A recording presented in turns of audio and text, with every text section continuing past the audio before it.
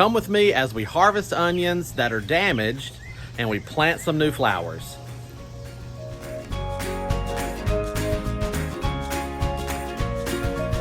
Everybody, welcome back to Horticulture Geek. I'm Ray, and thank you so much for joining me today here on the channel. And today, like I said, we are going to be harvesting our onions. All of our onions that we had planted right down here were crushed when the big tree fell. If you have not watched that video yet or know what I'm talking about, click on the link here that will take you to the storm damage video.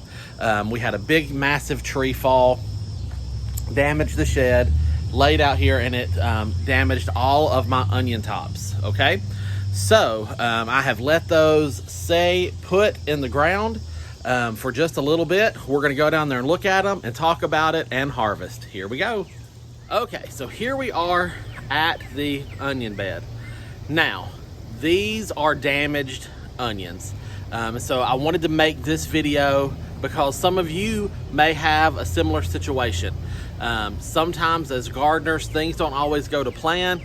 I didn't intend for a massive oak tree to fall down and crush all the tops of my onions. You could have a situation where you have a storm come through and damage your garden, big winds, lay down your plants, animals come through and tromp your garden and stomp your plants down. Okay, so these are damaged onions. Ideally, these onions still need some time to grow, but that's not an option for me anymore. So when we harvest an onion traditionally, if things are in a perfect world, we would have our beautiful onion tops, and we would pull everything out, and we would take that and lay those out to cure. Now, I still need to let these onions cure, even though they don't have tops. But what I chose to do is I have left these in the ground for a couple extra weeks. I could have come in immediately and harvested them as soon as the tree took them out and I got them uncovered, because without their tops, they were pretty much done. But since a massive tree fell on this bed and there were all sorts of branches and sticks in here, I decided to let the onions just hang out here for a couple of weeks. That way, if any of the plants had any nicks or cuts or abrasions, the plant is still attached to its root system. It's still trying to draw up nutrients, and it could kind of heal itself. It could go through a healing process and try to scab over any wounds that it had. So they've been here now, like I said, for 2 weeks. They're not gonna do anything else. Without their leaf canopy, without their tops, they're not doing anything. So it's now time for me to come in and harvest. Okay, so here is one of them. You can see they're kind of small because they weren't done growing, but this is what I have. This is what I have to work with. So this is it. So I'm gonna go ahead and harvest all of these out of this bed, and then I'm gonna go and lay them out for the curing process. So it couldn't be any more simple than this. So let me, and you will probably notice that this bed is a weedy mess. That's okay. It ain't gonna affect an onion in any way. It just looks unsightly. So we're gonna harvest out all these onions. I'm just gonna set the camera up so you can see that. And then we're gonna take them and put them on our curing rack. And then we're gonna come back and clean this bed up and plant it with some pretty flowers. So let me flip the camera and get you set up to watch me harvest these. Here.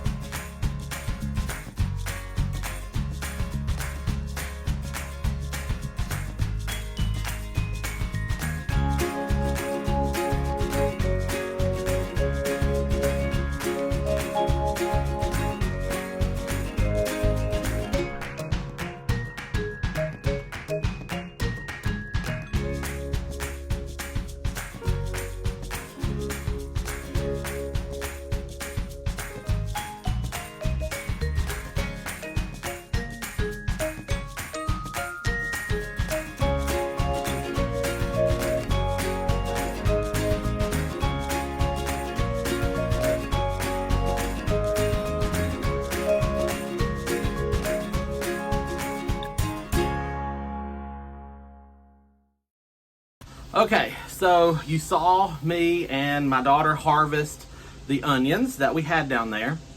And now I'm back, I'm on my back porch. So this is a covered, protected porch. And here I simply have a rack, a drying rack. If you've been with my channel for a while, this is also my soil sifter. When I want to sift out soil and get all the chunks and debris and stuff out and reclaim soil, I will run it through this sifter. It's just simply a homemade frame with hardware cloth mesh stapled to it. It makes a wonderful curing rack for onions. Onions need a time to set out where they can have lots of air circulation and completely dry up.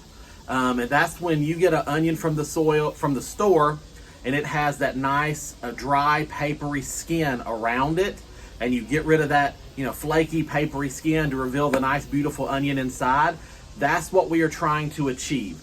That papery skin is what provides an onion the ability to store in your cabinet so that you can have onions throughout the year. Now, so this allows those onions to dry out and cure that process. So it's very simple. You see I've got some on the rack here, and these came out of my second onion bed that I had actually behind the shed. I was able to get these harvested the other day. There's not as many of them because many of them were damaged beyond the point that they were not going to be good anymore. And actually I found one right here. So in the curing process, if you have one that's not going to make it, you will be able to find those. As they dry out, they will start to get soft and mushy and gross. So this one is a non-viable onion. It's going in my discard pile. Now then, so ideally, if I had beautiful, healthy, undamaged onions, they would still have their big leafy, green, spiky tops, and I would lay my onions out flat. So I would literally, let me find one that has a fairly good stem. Okay, so this onion has like a fairly good stem. So imagine this stem was still green and beautiful. I would lay that onion out, okay?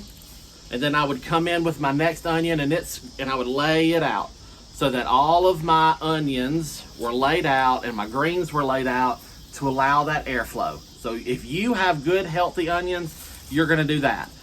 For this process right here, I'm just honestly gonna pour these right out because I don't have to contend with their tops, okay? Now, do not cut your tops off. Even me, you see I'm leaving these papery dried up tops, the ones that were able to stay, I am leaving those.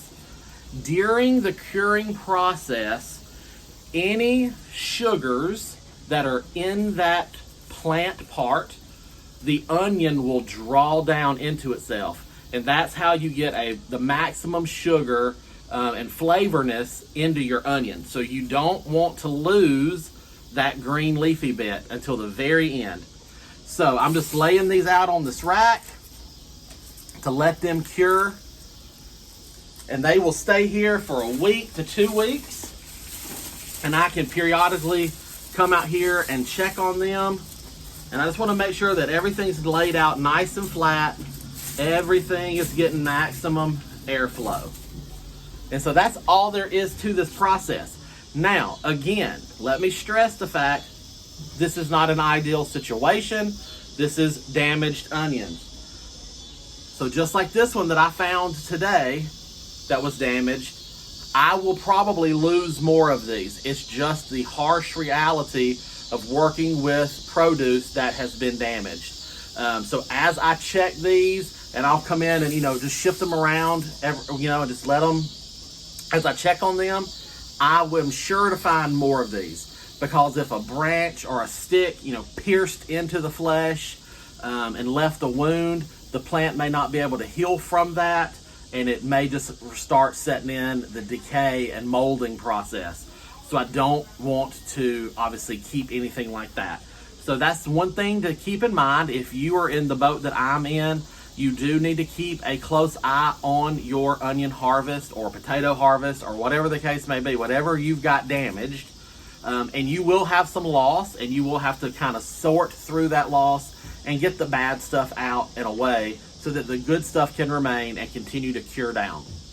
Now, after a week or two, once everything is cured all the onion is dried out on the surface, everything looks good. At that point, you can come in and trim off the roots, trim off the top, and then these are ready to go into long-term storage.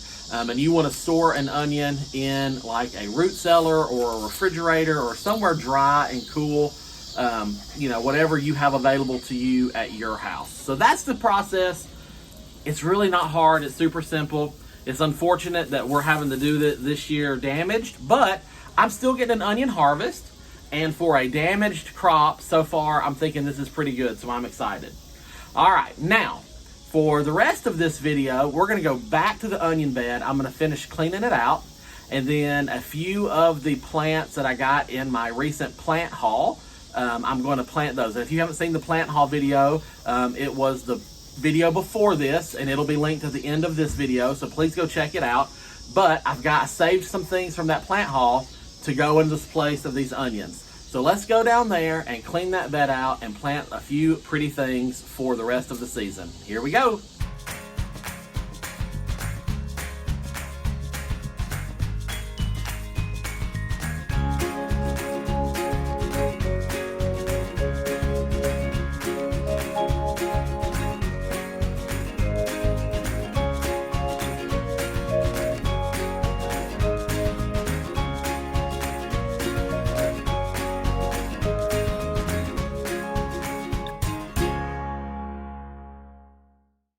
All right, so you just saw me come through and I got all the leaves and sticks and debris and weeds and all that cleaned up. And so now it is time to plant my flowers. So I'm gonna be coming in with angelonias and shrimp plants. And I'm gonna do this the quick and easy way.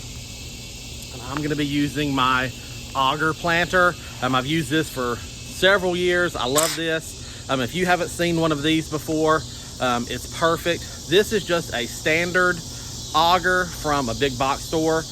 They make specific augers for actual planting projects of different tips and that come at different lengths. This is just an El Cheapo from the big box store, regular old auger, fits right into a drill. Quick and easy planting. Here we go.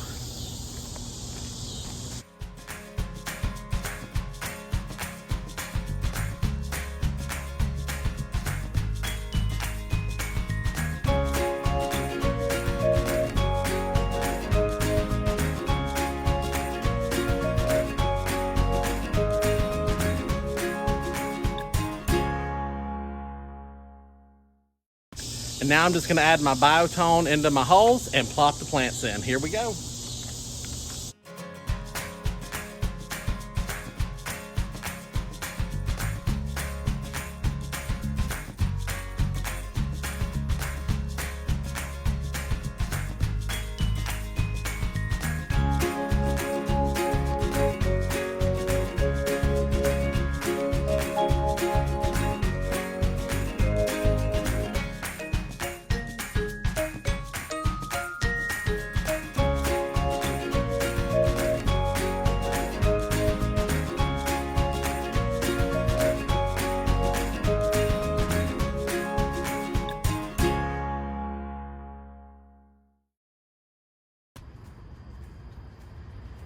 All right, so here we go. We have the finished project.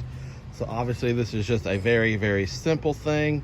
I just picked up these plants on the clearance rack and I needed this onions harvested.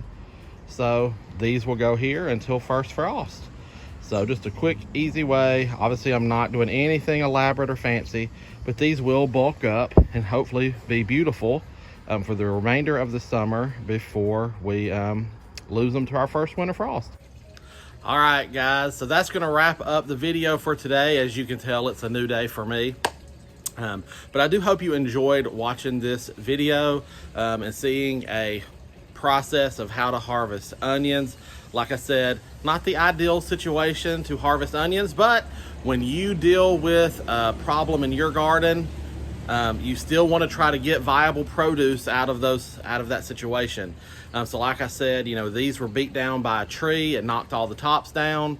But you could have a similar situation in your garden or something completely different that runs through your harvest. So just be aware that when that happens, you're just going to need to troubleshoot it as best as you can. Still try to follow the procedures for harvesting or curing or whatever you're going to do, and then just know that there will be some crop loss, and you're just going to have to keep check and watch those things. And then I hope you enjoyed seeing those few plants go into the ground, and you'll have to stay tuned to see how those bulk up and flourish for the remainder of the summer, and we'll do updates on those through garden tours or future videos. So if you haven't subscribed, now is a great time to do that. Subscribe to the channel and hit that notification bell, and it'll tell you every time we post a new video here at the Horticulture Geek Gardens. Guys, that's going to wrap it up for me today. I hope this video has inspired you, or at least been enjoyable for you. If you did enjoy it, give me that thumbs up. But until next time, from my garden to yours, I wish you all the best and happy gardening.